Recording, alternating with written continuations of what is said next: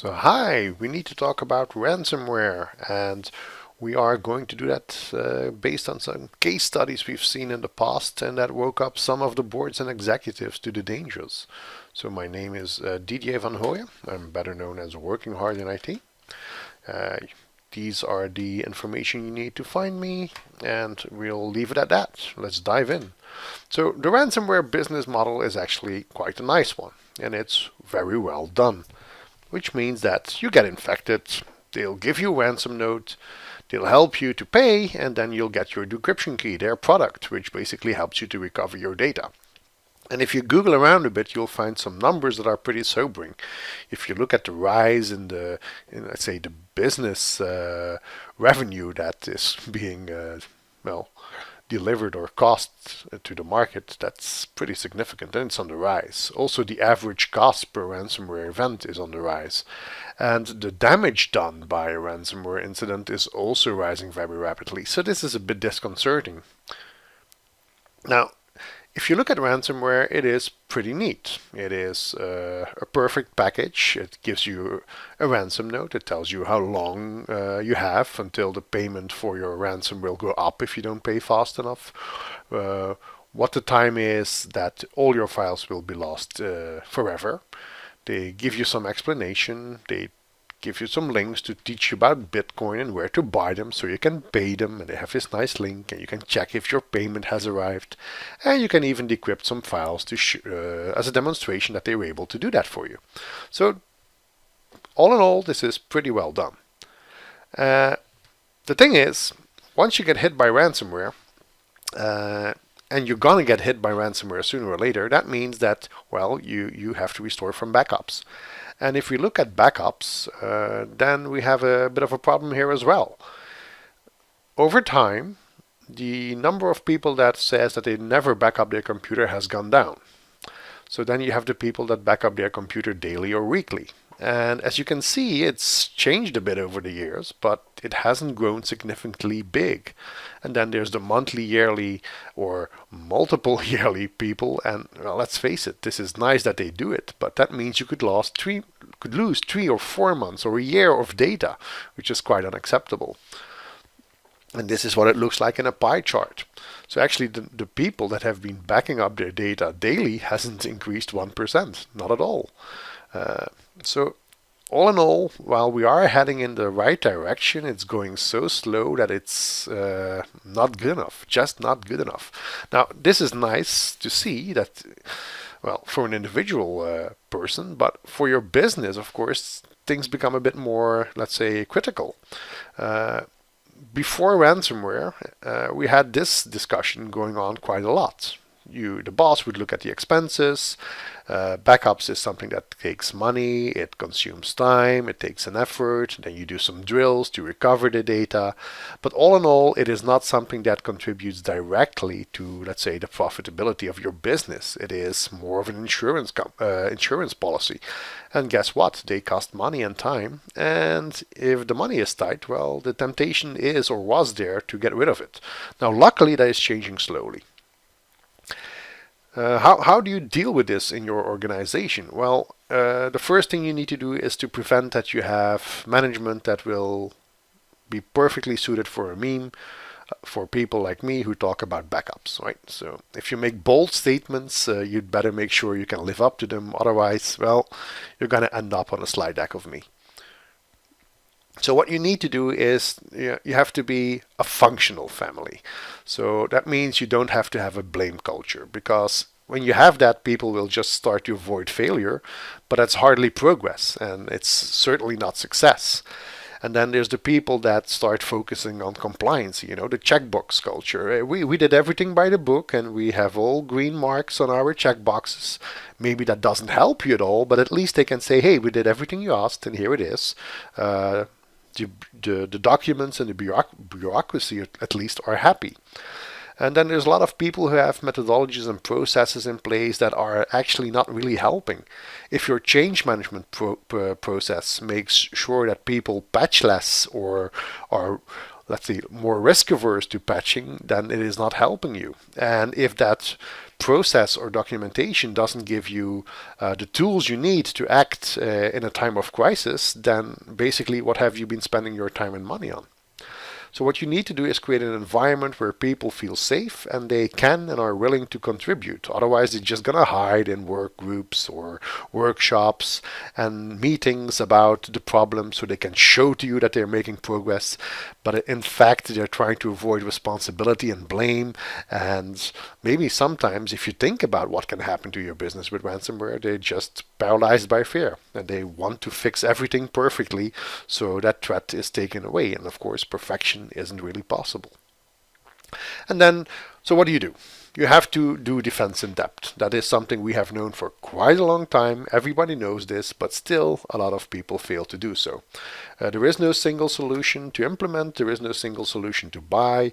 You will protect everything you have in your environment. Your clients, your IoT devices, your edge devices, switches, servers, your storage, but also your backup infrastructure.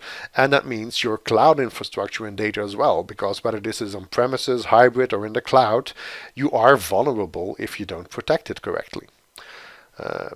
Insurance is something relatively new, but you can buy insurance against cybercrime. It helps you pay with the expenses for the recovery cost, the fact that you will have to hire extra people or spend a lot of money recovering your data and getting your business up and running again. You can protect against that. However, insurance never pays the ransom. So it's a bit like acts of God, pandemics, wars, and ransom. Basically, those are not covered. So that's important to know. You cannot insure your way out of this, right? If the data's gone, it's gone. A war chest to pay ransom, it's nice if you have the money to do that, but that comes at a risk, and we'll discuss this a bit later, because paying ransom doesn't always mean that everything is hunky-dory after you've just paid the money. And finally, backups and recovery are key, because no matter how well you are protected, how good your insurance is, how much money you have stashed away to pay the ransom, chances are you will get hit by ransomware, you might pay, you might have insurance, but if you can't recover your data, well, you might be out of luck. Key elements as well are that you have early detection. So you need monitoring. The earlier you know something fishy is going on in your environment, the better. So honeypots can help with that. So you attract some criminals to a juicy target and see very quickly what's going on. And another element is education. So you really need to educate everyone in your organization to make sure that they know how to deal with phishing attacks and let's say suspect documents arriving in mail, that they don't visit dodgy websites, all that sort of stuff. And that goes for everybody.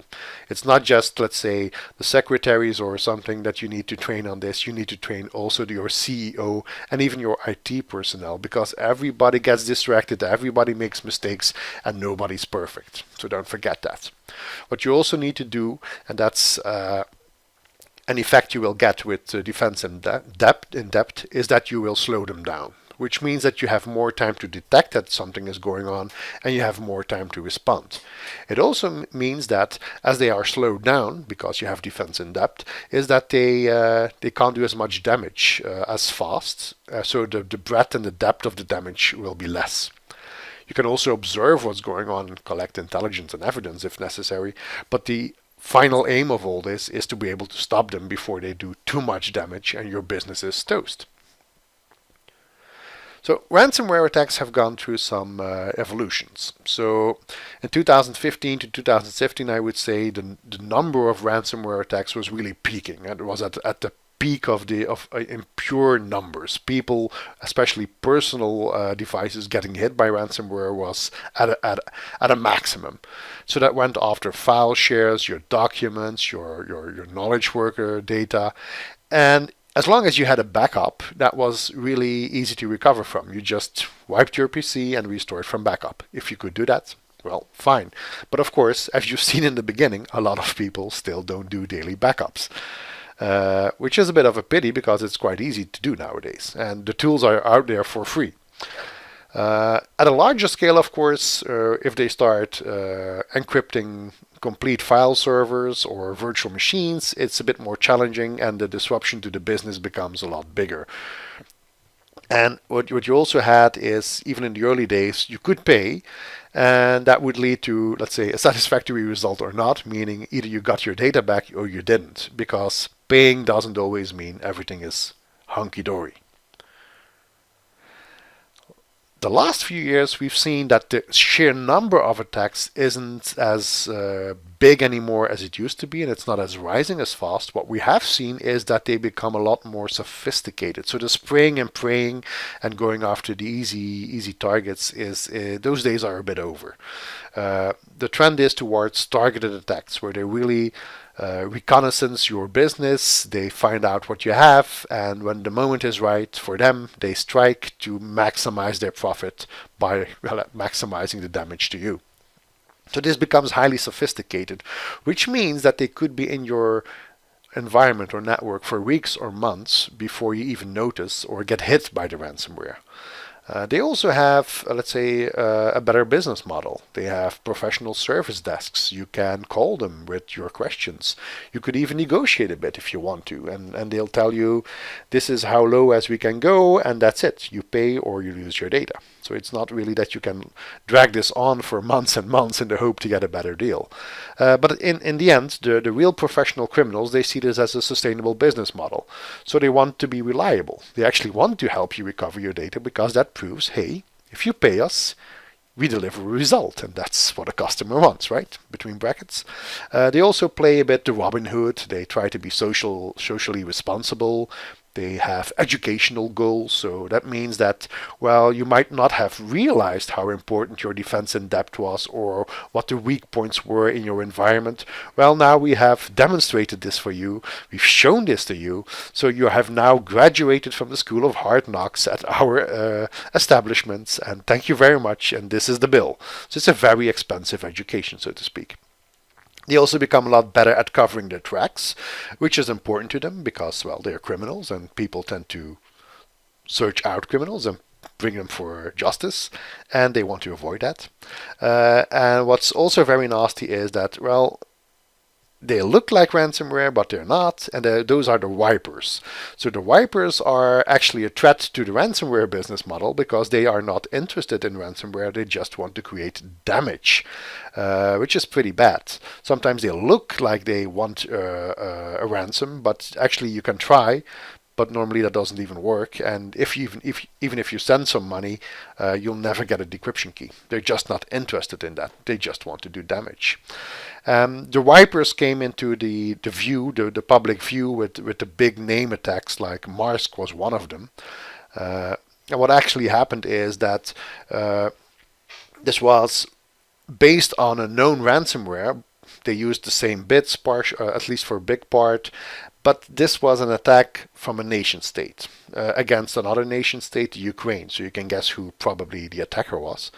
But the initial vector was a software update from a Ukrainian accounting software company. And that company basically had been compromised. So the signed software updates out of that company that went out to the customers were completely trusted. But they contained the payload.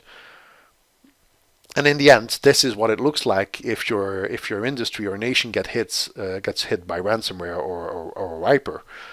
This is a shop, but this could be a hospital, a bank, a factory, your office. It's pretty chaotic, and basically your entire business grinds to a halt because nothing works anymore. Now, there's two very big important things about this example of a wiper that you need to take away from this is this: it was collateral damage, because in the end the focus went to the big companies like Maersk or Merck or FedEx, all those, because together they accumulated billions of dollars in damage. But those were actually never the target. It just spilled out of the Ukraine because it contained other backdoors to spread. So these companies were not using that Ukrainian accounting software. No, they were just, yes, unfortunate bystanders, so to speak, but at a considerable cost if you look at the numbers. So what happens? Well, they were not in Ukraine, they were not using the software, but they hadn't patched against the known vulnerability, Eternal Blue or Eternal Romance. Those are exploits that leaked from the NSA. They had them in their pocket for quite a while. They leaked the entire cybercrime industry. They jumped on it. Microsoft brought out patches, and if they had patched a couple of months in advance, they probably would not have been hit so bad. But they didn't. So what do we learn from this? Well, even if you are not the target, you can be hit. And if it's not a ransomware player, but a wiper, you're really out of luck. You need to recover from backups. But you can avoid it by keeping let's say, a good security stance and patching. And the other thing that is pretty disconcerting about all these examples is that most of them survived by luck. They had backups, they had some processes, and they had a plan, but you know how they say it. Everybody has a plan again until you get hit in the face, right? Then it's all of a sudden, what's happening? I didn't foresee this. This is not my plan. Of course not. Your adversary doesn't work with your plan. It doesn't care about your plan.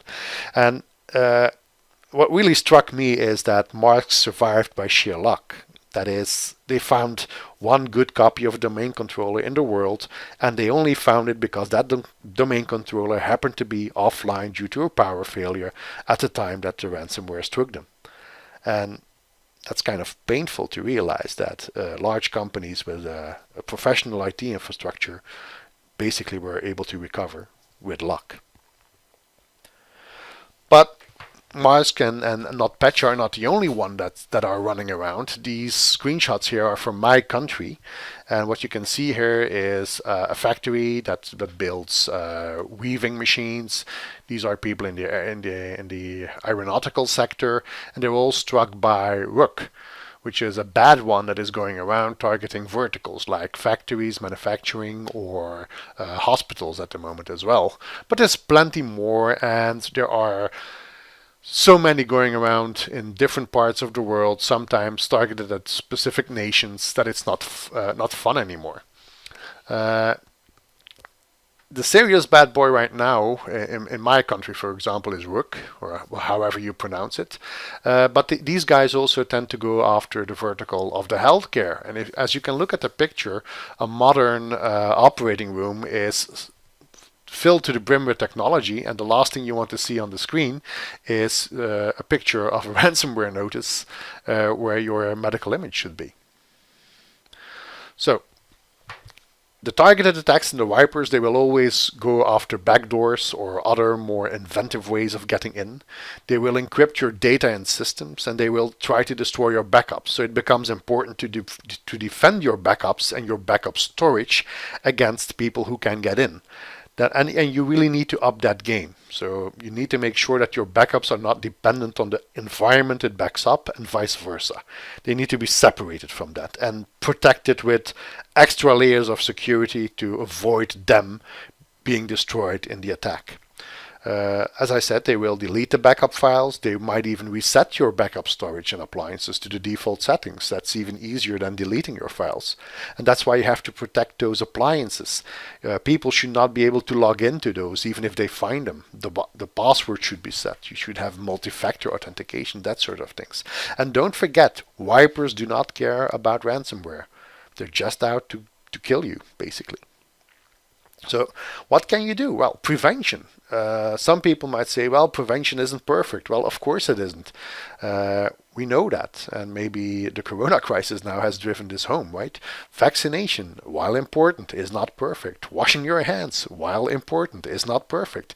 Patching, guess what? It's not perfect, but it does help.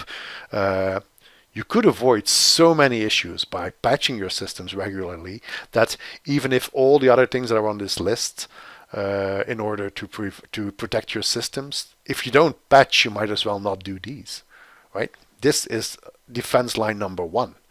So before you go into the more complex and the more costly and the more, let's say, operationally expensive ways of protecting your environment, at least do what the bare minimum. MFA is critical because you don't want your credentials to be abused if they do get compromised. And that also means that you have to do your best to protect against that lateral movement in your environment where people get in to the workstation of a knowledge worker, and they have time and skills, so they will try to move out of there and go for more interesting targets.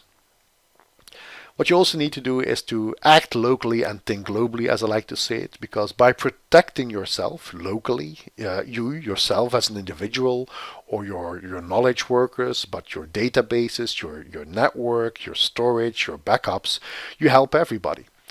Because all levels need to be involved. It's very easy to get, let's say, a bit discouraged and say, oh, we cannot protect ourselves against the big players. Well, of course not. If you're up against the nation state, if the NSA wants to get into your data, they'll probably be able to do so, and you're toast. But that's not what you are protecting from. You're protecting against ransomware people or wipers out there in the wild that don't even care about you. Because remember, the big examples with NotPetya, they were collateral damage. They were not the target. It just happened to them by accident. So what you need to do is work on everything you do and focus on the progress and not the perfection of your tooling and your results. That's very important. Again, detection. The key thing is that the sooner you detect things, the better off you'll be, because the damage will be limited and it will be easier to recover from it. So monitoring is part of that, and if you don't monitor, you don't know that something is going on, which means that you have to be eternally vigilant, which is time consuming, yes, and it's a bit of a pain sometimes, but it's necessary. The threat landscape today just requires this. And then finally, and I hate to be the bearer of bad news, but you will have to assume that everything you do in prevention and monitoring and detection is going to fail. That doesn't mean that you are a bad employee, that you're incompetent or whatever. It's just reality. That's why you have hospitals and surgeons, because even if you exercise and eat healthy, people do get ill. They do get diseases, and we need help. So this is what we need. We need to back up data and recover it. And recover is more important than backup. You can't recover if you don't back up, but if you only back up and never test recovery, you have no clue if they work. You have no clue how long it takes. So you need to do this. You also must make sure that you have multiple options when things go wrong. You just don't want to have one ace up your sleeve, you want to have a couple. If one option fails, you can try another one. So that gets you to the 3-2-1 rule, right? 3 copies on 2 different media and 1 in a separate location.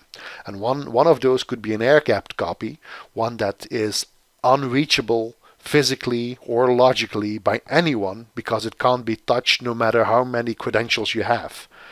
That is, let's say, paramount, because if they are really good and they breach to your defenses, they will delete every backup they can find. So you need to have this copy that is untouchable. What you also want is copies in time, because as you know, we have this reconnaissance going on in your environment, and you don't really know how long they have been in there. So you might say, hey, we can restore the data from yesterday, but then perhaps you will be hit again in 2 days. So you need to be able to have multiple copies over time, so you can go back longer in time. But you also want to be able, when you restore backups, is to look at those backups and investigate those backups. Is something fishy going on here? So you have some sort of a sandbox where you can test those before you take it back into production. Otherwise, you're just going around in a merry circle, right? And you restore, you get hit again, you restore, you get hit again. So you don't want that to happen.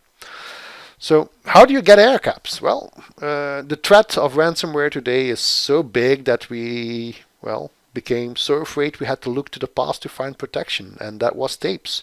Because tapes, basically, if you take them out of the tape library and you put them in a safe place, even if they have complete control over your tape library, the tapes are not in there, and unless somebody physically puts them in, you're safe.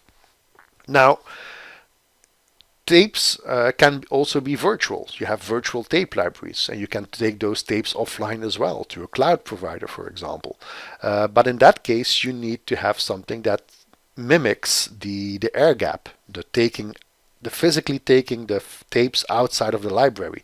And that is basically immutability, so immutable storage, like S3 Amazon storage has. It's immutable. That means even if you can see it, even if you can read it, there is no way that you can delete it. And that's a hard block. No matter how many writes you have, it's impossible.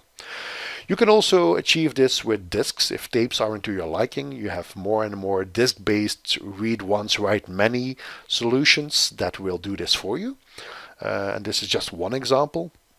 But of course, instead of relying on virtual tape libraries or physical tape libraries or disks, the software companies that produce backup software has also started to build this into their backup solutions, which means you don't need a virtual tape library anymore, but you can send your copies directly to the cloud, where you enable the object lock, the immutability, and you have that Airgap functionality. So you can do it directly now with the backup software. Now, one thing you need to remember when you go to Airgapped backups, this will increase your restore times for your backups. Why? Well, if they're tapes, somebody has to go and get them, put them in the tape library, restore them.